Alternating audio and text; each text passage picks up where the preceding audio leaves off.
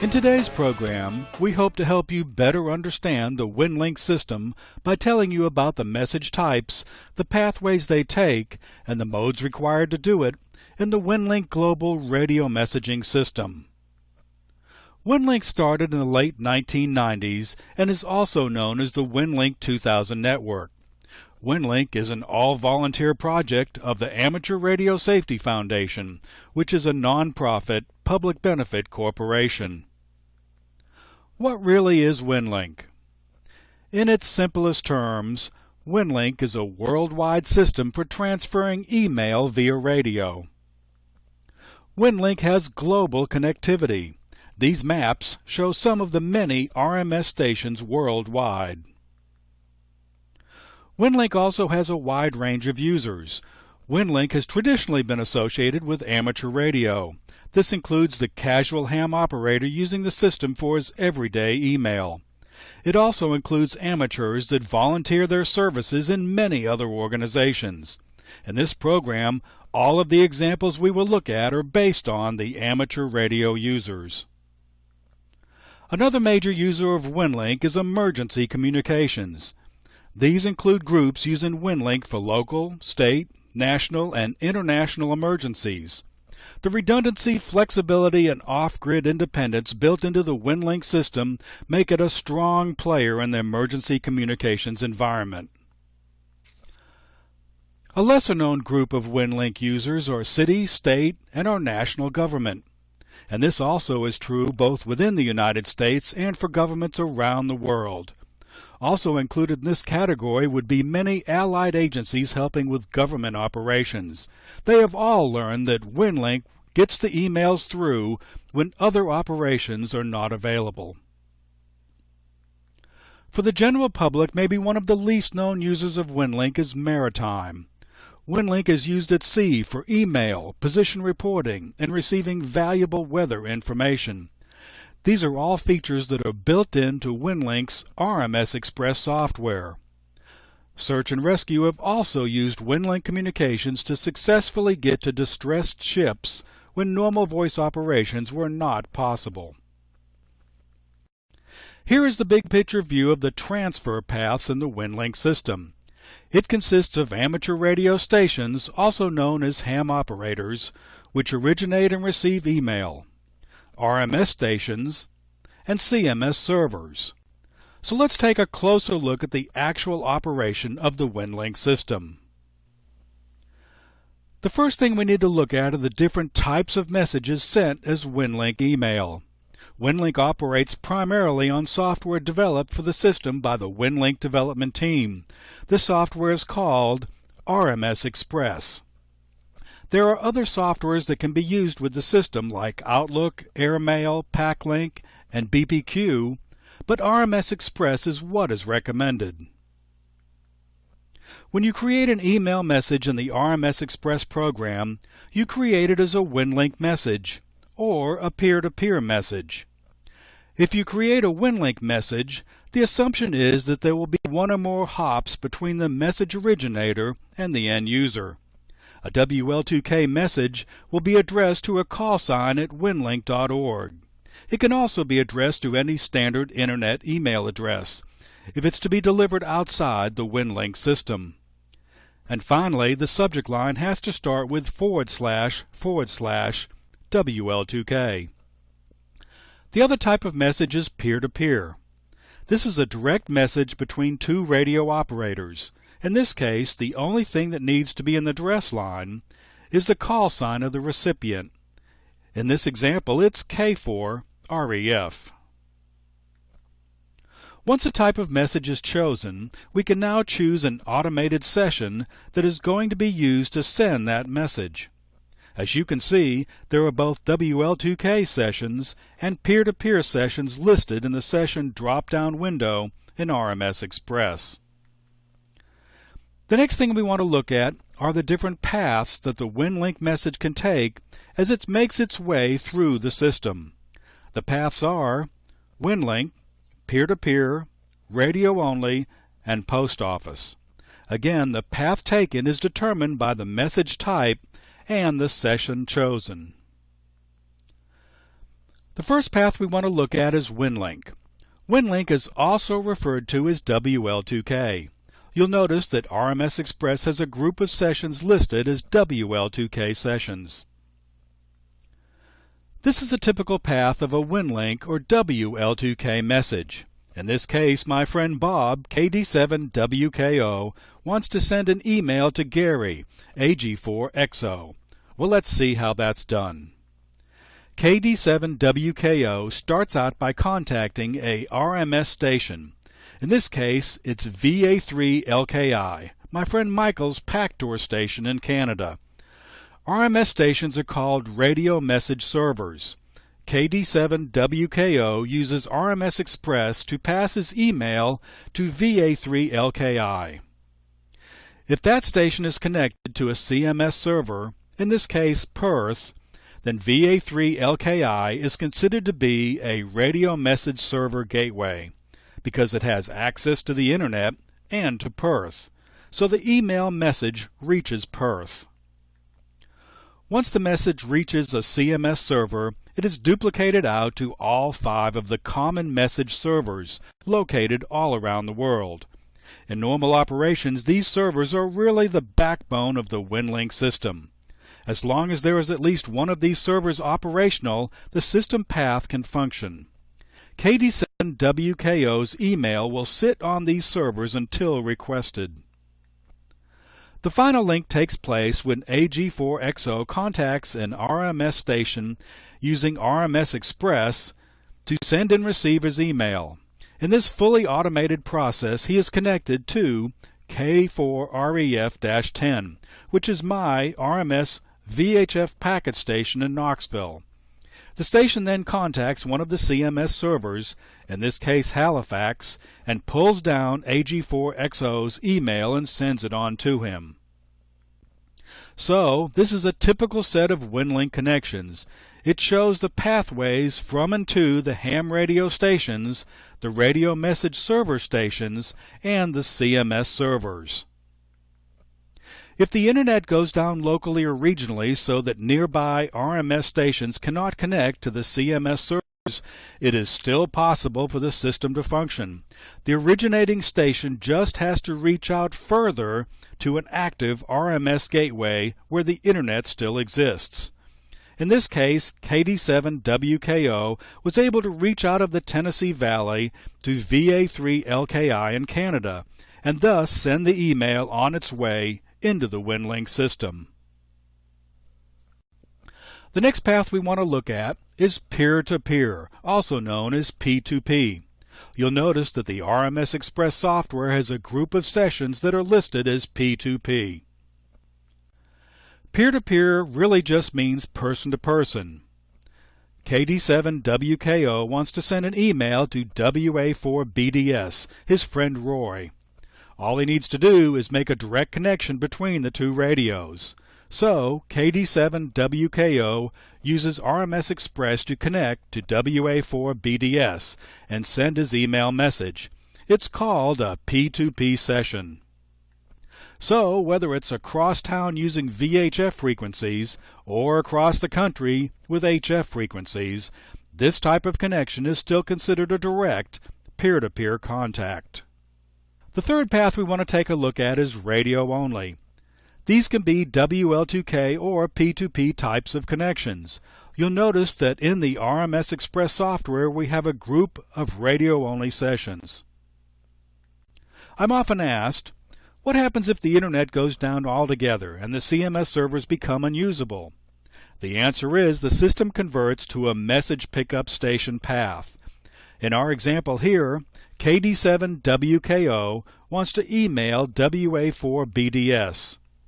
The first thing that needs to take place is that WA4BDS has to tell the WinLink system which station he wants to use to pick up his emails. With the internet down, there are no massive servers available to use for storage and transfer of the enormous number of emails that normally need to move through the Winlink system. Each ham radio station will need to choose from 1 to 3 message pickup stations so that the system can store his emails for pickup. With everyone in the system choosing a different set of MPS stations, it spreads storage across the system and minimizes the transfers needed. Since all messages will have to make all of their hops only by radio now, limiting the pickup stations makes the system much more efficient. To do this, WA4BDS goes to the hybrid network parameters in his RMS Express software and chooses 3 stations to be used to hold his email for pickup. So when the emails go into the system from any of the hundreds of stations, those emails will make their way to the 3 stations that WA4BDS has chosen. So when KD7WKO sends an email out to WA4BDS, he does not have to know which stations are WA4BDS's MPS stations. He just connects to a working WinLink hybrid station, and the email will be passed along to the appropriate MPS station. In this case, KD7WKO connects to VA3LKI and sends the email out. VA3LKI then copies the message out to KR4MA and N0IA, which are the message pickup stations for WA4BDS. The last step is for WA4BDS to check his email, in this case connecting to N0IA, and his email is passed along to his station. The last path we want to look at is post office. This path uses a local area network or a mesh network. You'll notice that on the RMS Express session drop-down, the Telnet post office is listed. By choosing Telnet post office, we're going to choose a particular call sign and computer IP address as the location for the WinLink post office on this network. Again, this can be a local area network or a mesh network. A mesh network is one that uses wireless routers operating on amateur radio frequencies to transfer information. So, email is sent to the post office to be held there till the receiving user checks in for it, all using RMS Express. Well, now that we've looked at the 2 types of email messages and the typical pathways that those messages take through the WinLink system, let's look at the modes that are used to move that email. The modes of WinLink are based on the hardware being used and the group of radio frequencies that the messages travel on. The first unique one we want to look at is Telnet. When we say Telnet, what we're really talking about is using a network, or most commonly, the Internet. In this example, my friend John, KJ4JRL, wants to send an email to my AOL account, but he wants to use the WinLink system to do it. So he uses RMS Express and makes a Telnet connection to the Halifax CMS server. The email goes there, and then it goes out on the Internet and to my AOL account. I can also use this same mode to send and return email from my AOL account to John via the same route.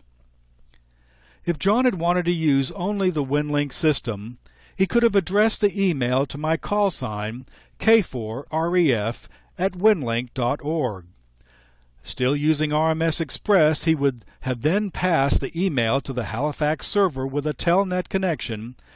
The email would have resided on the CMS servers until I checked for it. When I use RMS Express to connect to a CMS server and download my email to my computer. Both of these are examples of Telnet mode of connections in the WinLink system. The next mode we want to look at is packet and robust packet on VHF. Packet and robust packet both use VHF frequencies, which are basically short-distance frequencies, normally 50 miles or less.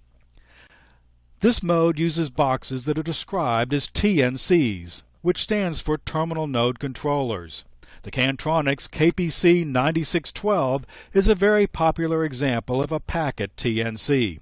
It's basically an external box that connects to both the PC and the ham radio and converts sound to and from the radio to digital signals the computer can use.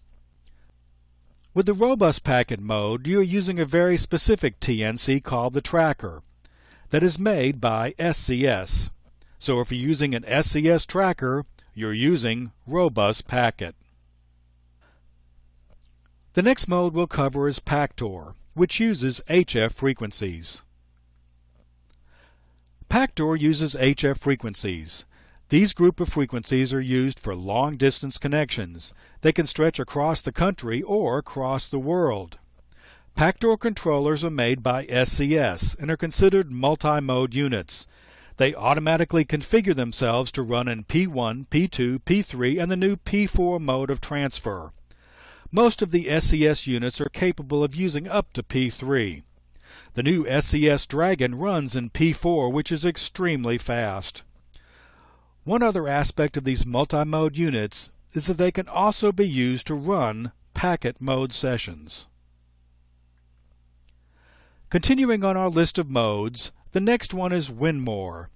Winmore uses HF frequencies. Winmore operates on HF frequencies like Pactor does. These again are for long-distance transmissions. Winmore is actually a software-based signal converter. It is built into the RMS Express software, so there is no external box. Winmore uses the radio's audio directly, and then does the signal conversion in the computer.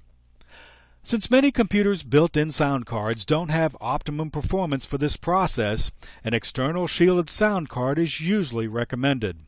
The most popular one is called a Signal Link. Additionally, you'll find other interfaces like Rig Blaster.